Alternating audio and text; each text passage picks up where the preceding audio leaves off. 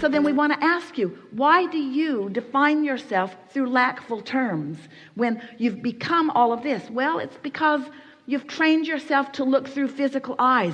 We're wanting to train you to feel through vibrational senses. We want you to feel your way to it, not think your way to it. Find the feeling and then let the thoughts follow. That's what that soothing is. And so you say, how do I do it? You do it by saying, it's all right. I'm just fine. All is well. They're there. Everything's all right. Perfect place. Perfect time. This is who I am. I was born to be here. I'm on my path. This is the trajectory of who I am. I'm pure positive energy. Everything's just right. I could not be doing it better. I'm following inspiration. I'm getting better at that all the time. Pure positive energy surrounds me. I'm adored. This environment that surrounds me inspires me to more. I'm constantly achieving it. I never get it done. I can't get it wrong. All is really well with me. I feel good so much of the time. Pure positive energy surrounds me. All is well. It's all right. It's all right. Everything's all right. I'm doing just fine. I'm doing really good. Source adores me. I feel the inspiration all the time. Ideas are flowing. I receive the ideas. I get inspiration. Sometimes I don't feel like doing something. That's inspiration too. Sometimes I want rest. That's inspiration too. Sometimes there's more resistance than I can overcome. That's all right. It will return. There's an ebb and flow in all of this. Sometimes I have more resistance. I know it. I feel it. Sometimes I have less resistance. I know it. I feel it. Everything's working out just fine. I've put it in the vortex. It is inevitable. My well-being is assured. I'm supposed to be having fun here. Life is supposed to be fun. My inner being is delighting in the life that I've carved out. It's time for me to delight in the life that I've carved out. In other words, it's just talking to yourself like that.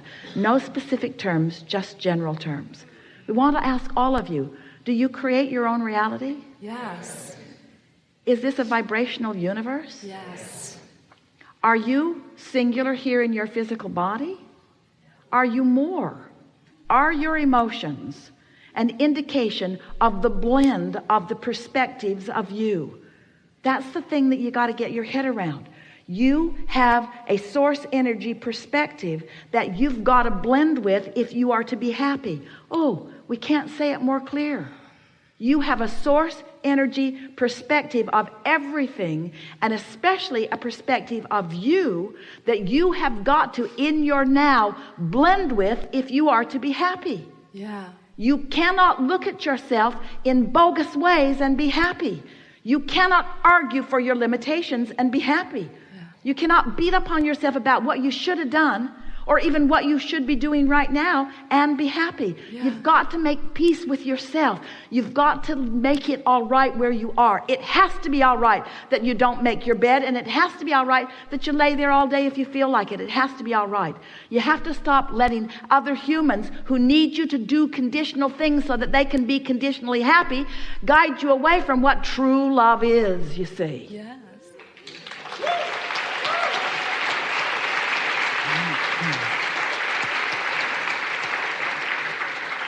And as you get there more often, you'll stay there more. And then those moments when you're not there will just be the freaky moments that they are, and you'll just laugh about it. You'll find yourself laughing at things that you used to get mad at.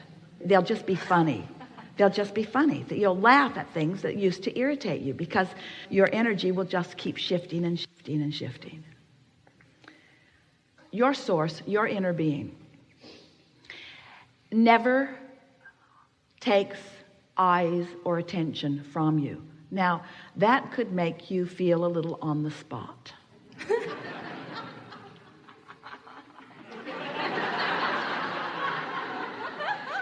In other words, everything that we are is happening right here in this moment where you are. Right here in this moment where you are.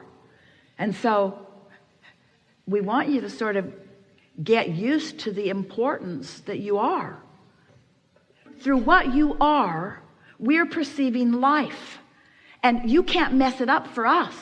But the fact that we're perceiving so strongly through you, if you're not on our wavelengths, you won't feel good. Did we get there for you? If we would turn our attention away from you, you could feel any way you want about anything. You could be as hard on yourself as you want, and you'd never feel bad because there wouldn't be any comparative experience. But because source is so clearly, powerfully, constantly focused on your well-being and who you are, when you don't let yourself receive that, you don't feel good. And that's what you've been trying to say to us since you sat in that chair.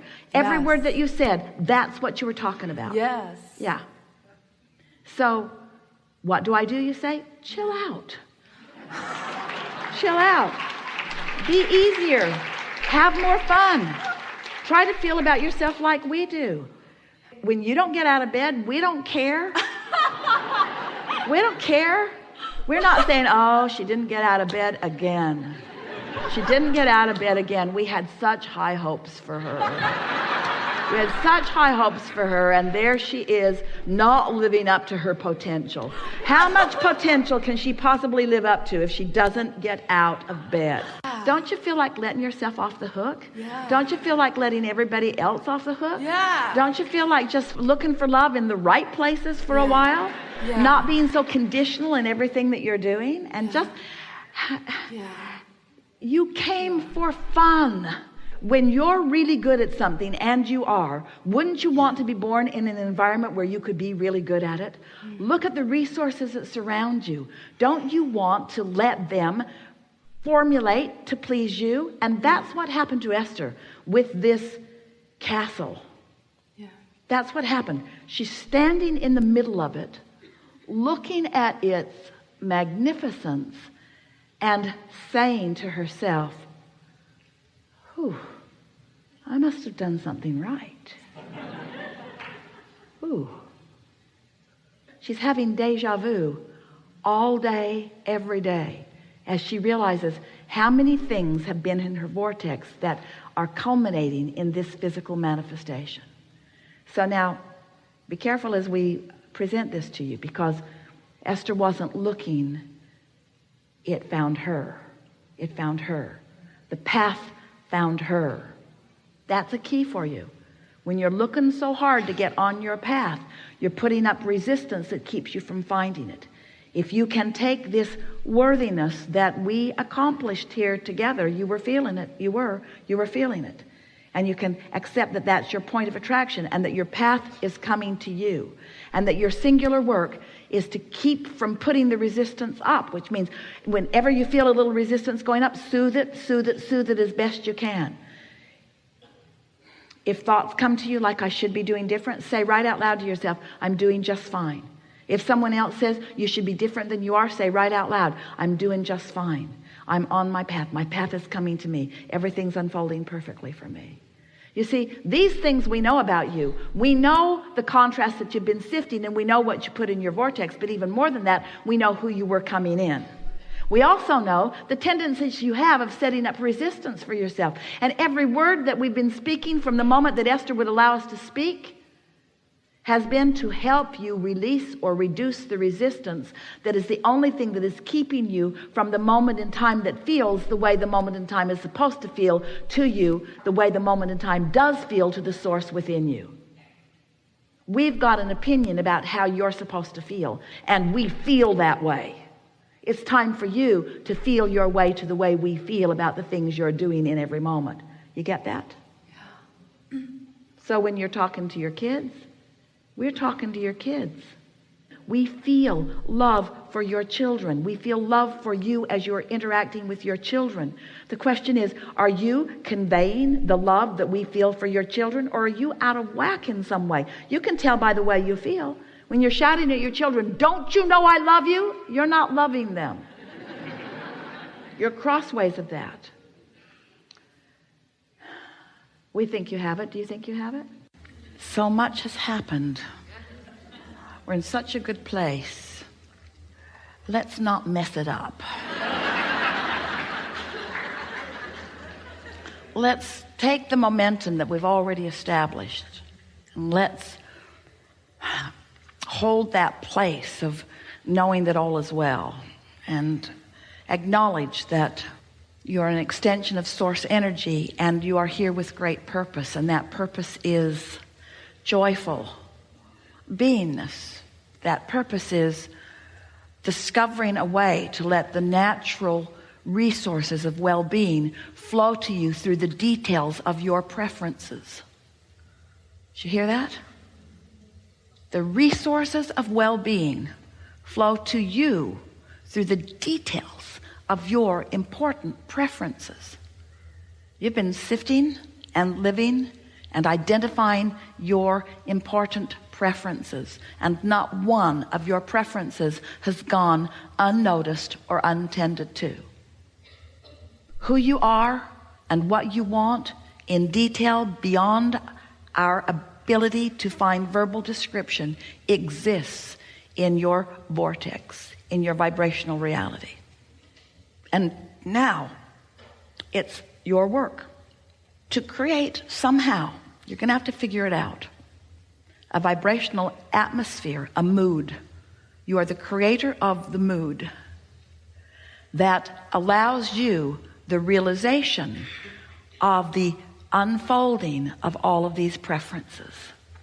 And you've put enough there to keep yourselves happily discovering for 20 or 30 lifetimes.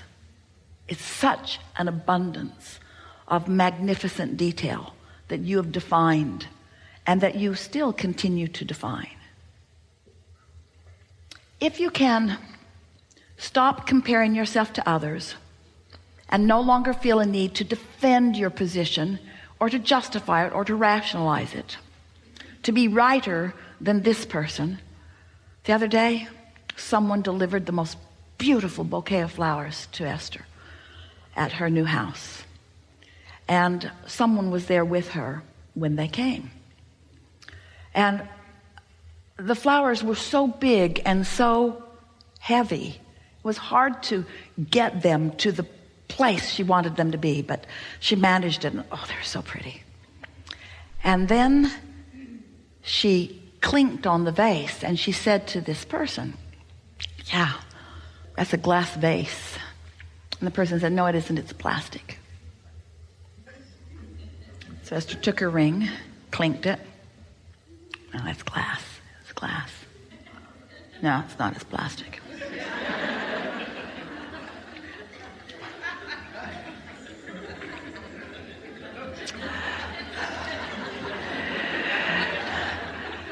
Never mind the most beautiful bouquet of flowers in the world.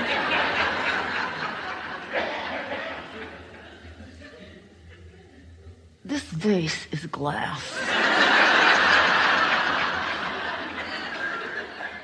No, it isn't. It's plastic. And Esther used all of her restraint to just not drop it on the floor. Because it felt really important that this person understand the rightness of Esther's assumption. It is glass. But so what? So what? Does it really matter? Apparently so. Does it matter? Your life has brought you to assumptions. Your life has brought you to policies. Your life has brought you to decisions. And you want to defend them, and we want to ask you why.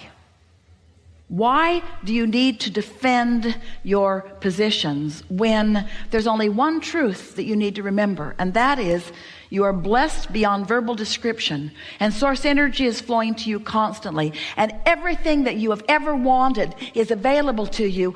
All you got to do is love yourself enough to stop arguing for your limitations, to stop justifying and defending and rationalizing. You got to give up the idea of earning it and accept that it exists, you see. Because in the belief of your unworthiness, there is effort that you're applying that is blocking the stream of well-being that is around you at all times. And that is why you don't feel good. It's why you have negative emotion. It's why you have a headache. It's why you get sick. It's why life isn't fun. You got to look for joy where it is, where it's easy to find, and then watch what happens next. We want to say to you that you are loved. But more than that, we want you to Hear it and know it when you hear it. We want